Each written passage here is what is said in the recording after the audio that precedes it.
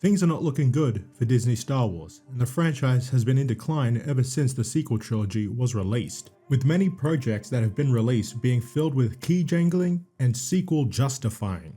At this point, I don't know what I find more unsettling, the fact that Disney are making more Star Wars films, or the fact that people seem to be looking forward to them.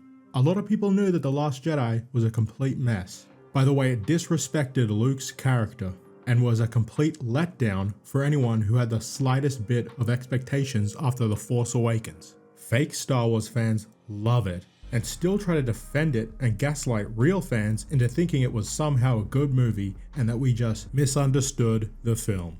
Because of The Last Jedi, a lot of people latched onto The Mandalorian, since despite it having flaws, it was still miles better than The Last Jedi, and fans awarded the show a lot of goodwill which carried it for years. But, unfortunately, all roads lead to the sequel trilogy. There were signs of what was to come in many Star Wars projects going forward. Releasing a month before The Rise of Skywalker, Season 1 of The Mandalorian dropped hints about the fragments of the Empire experimenting on DNA of Force-sensitive beings. This would only get worse in Season 2, where in Episode 4, we get a glimpse of what appears to be Snoke clones. The cloning plot would then lead to Season 3, where we get to see multiple Gideon clones, who are also apparently Force sensitive, thanks to the experiments done on Grogu's DNA, which tied into Project Necromancer, which was also introduced in the third season of the show.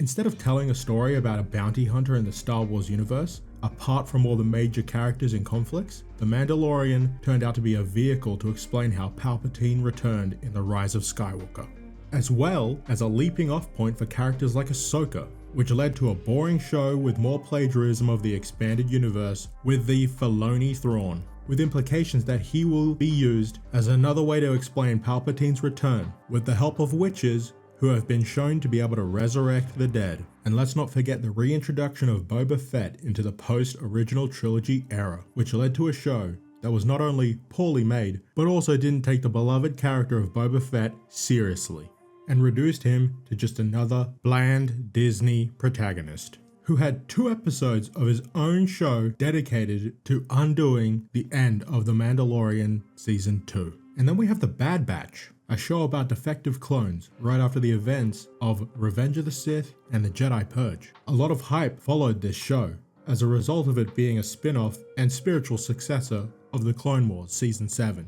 Now that the show has come to a conclusion, it's safe to say that the main point of the show, as well as the main reason for Omega's introduction, was to further explain how Palpatine returned, with even more emphasis put on Project Necromancer. With how mixed the reception of The Mandalorian Season 3 was, Disney have decided to turn what would have been the story of Season 4 into a theatrical film.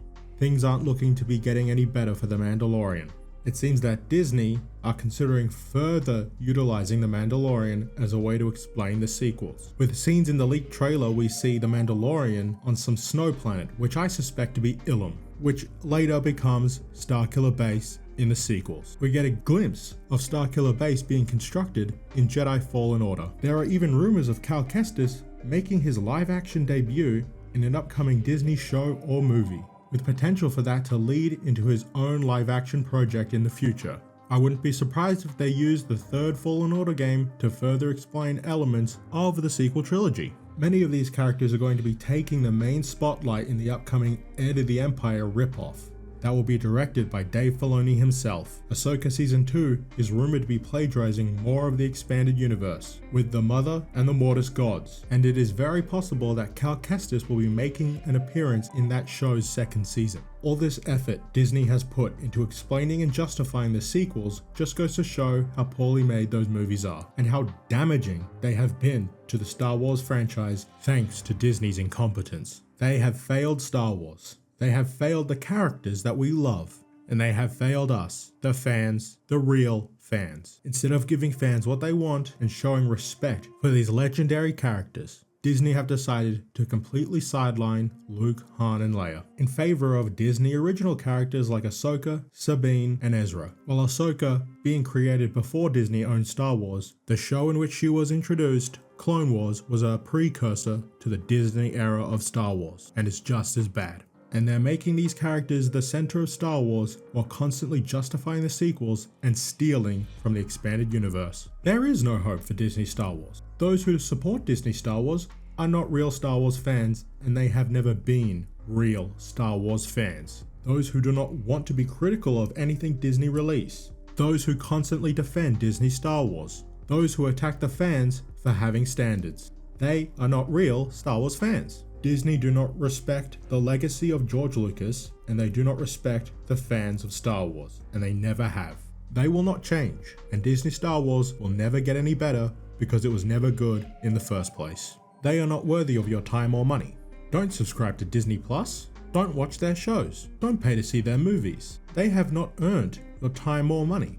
And don't let the Disney shills gaslight you into thinking Disney Star Wars is real Star Wars, because it isn't. And don't let them gaslight you into thinking it is on par or even superior to the expanded universe, because it isn't and never will be. It's time for Disney Star Wars to be put out of its misery.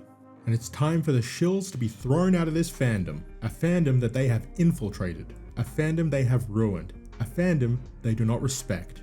And remember, all roads lead to the sequels. All roads lead to Jake Skywalker, and all roads lead to Rey Palpatine.